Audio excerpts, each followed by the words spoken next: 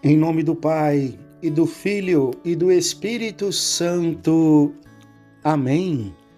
Queridos irmãos e irmãs em Cristo, hoje, dia 20 de março, quinta-feira da segunda semana da Quaresma, dia em que a Igreja sempre faz memória da instituição da Santíssima Eucaristia na última ceia e também do sacerdócio ministerial, onde Jesus, naquela noite da Quinta-feira Santa, revestiu com seu próprio sacerdócio aqueles apóstolos, para depois enviá-los em missão, em seu nome e na sua própria pessoa.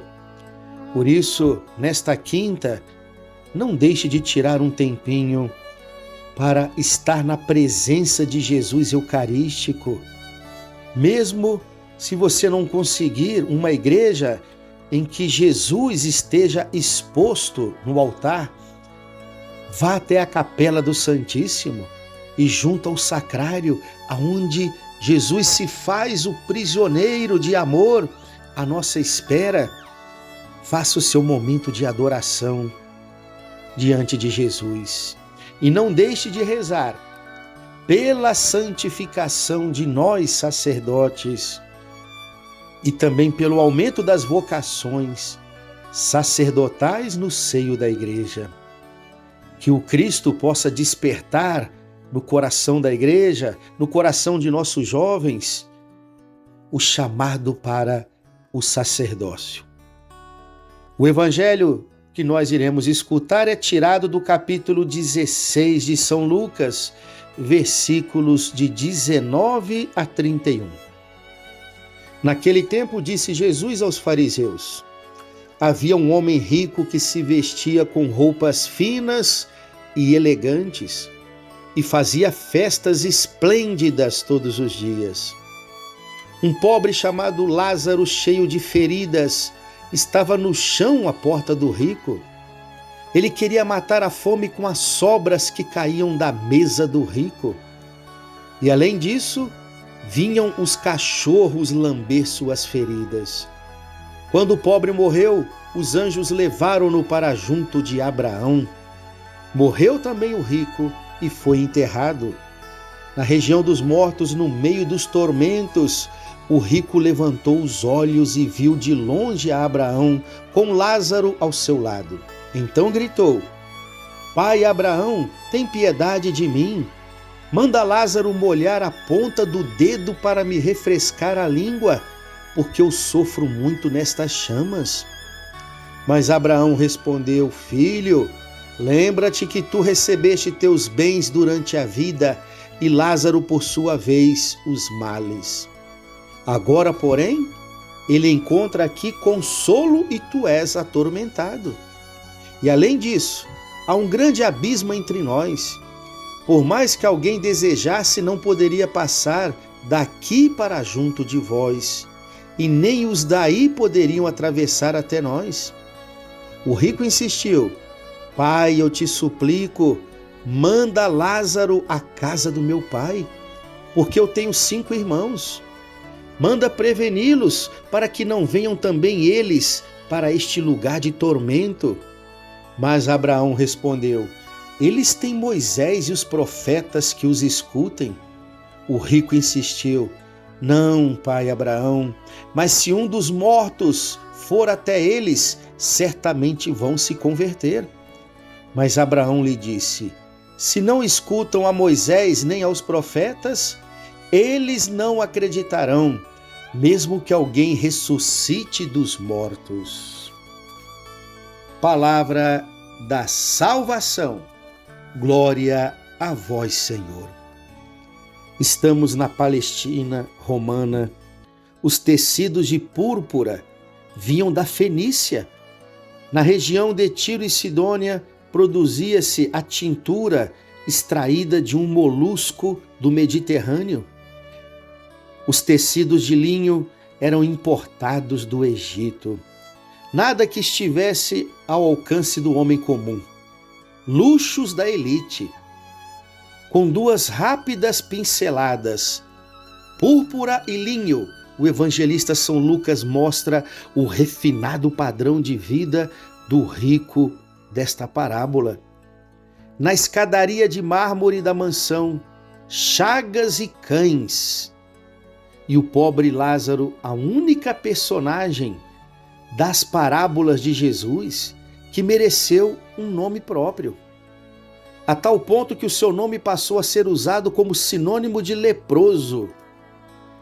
Mesmo no interior do Brasil, os hospitais para os enfermos do mal de Hansen, a hanseníase, como chamamos hoje em dia a lepra, eram chamados de lazarentos.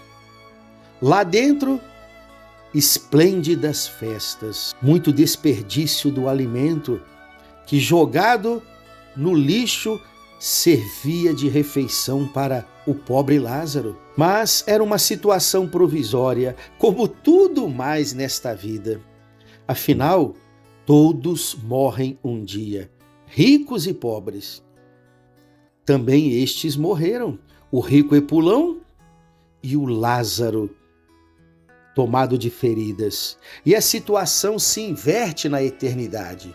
Este último repousa no seio de Abraão, metáfora para o nosso céu, e o outro geme no inferno, no lugar de tormentos.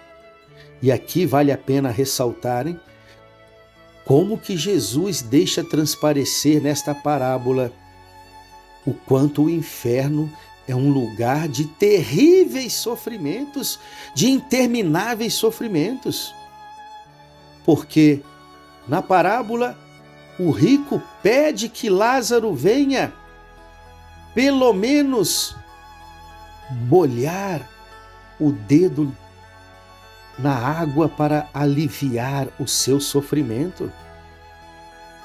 Não brinquemos com a nossa salvação, porque Jesus aqui é muito claro: o inferno existe e é um lugar de tormentos. E o ser humano pode sim perder a sua alma para sempre. É aquela frase de Santo Agostinho, né? O Deus que te criou sem ti não poderá te salvar sem ti. A linguagem simbólica da parábola apenas indica que os fossos que cavamos neste mundo temporal, ou seja, os abismos que deixamos se formar entre nós neste mundo, vão permanecerem intransponíveis na eternidade. As pontes que não estendemos nesta vida são impossíveis de serem construídas na outra. Vendo frustradas as suas tentativas de obter algum alívio em suas penas, o rico Epulão, condenado ao inferno, agora pede que seus irmãos, que são outros 5 vivendo no mesmo padrão de vida, que recebam um aviso do além-túmulo. Uma mensagem assim meio espírita teria, pensa ele, a capacidade de chocar e despertar aqueles indiferentes. Porém, a parábola de Jesus faz cair por terra toda esta ilusória doutrina da reencarnação, da volta dos mortos a este mundo para assumirem novas vidas. Abraão fala claramente para o rico condenado: quem se encontra deste lado não pode voltar para o outro lado. Ou seja, uma vez morto, não tem como voltar para esta vida terrena. Estaremos além túmulo. E assim, de qualquer modo, o pedido daquele rico não é atendido. Afinal, seus irmãos já receberam inúmeros recados, repetidos avisos ao longo da história de Israel. Moisés, Isaías e os demais profetas ficaram roucos de tanto gritar, mas não foram ouvidos. Ora, se a lei e os profetas não conseguiram mover os corações de pedra, nenhum fantasma além túmulo o conseguiria. Na parábola de Jesus, Abraão fala: eles que estão lá embaixo, na vida terrena, ainda possuem Moisés e os profetas. Ou seja, a igreja que continua anunciando a palavra de Deus aos quatro cantos do mundo. A palavra de Deus que está sendo pregada em todas as partes, para que o ser humano se converta, mesmo que um morto pudesse voltar até nós. Um coração que não se abre para a palavra de Deus nunca irá se converter, mesmo diante dos fantasmas. O máximo que terão seria pavor e medo. A lição é clara neste evangelho. Nossa indiferença aos mais necessitados pode custar muito caro para nós na eternidade. E o pobre que convive conosco pode ser o passaporte para o céu, para nós, se soubermos viver a caridade cristã, se soubermos partilhar o pouco que temos ou o muito que temos com aqueles que quase nada possuem ou nada possuem. A verdade é esta, queridos irmãos e irmãs, ninguém irá se salvar sem a caridade, sem o amor fraterno pelo seu próximo. Não adianta fugirmos do próximo, não adianta fugirmos do pobre. Estaremos fugindo da própria felicidade eterna. Agora aqui é preciso fazer um alerta, uma leitura puramente socialista deste evangelho, desta parábola contada por Jesus, instigaria uma verdadeira luta entre classes, entre pobres e ricos. E aqui não é o intuito de Jesus.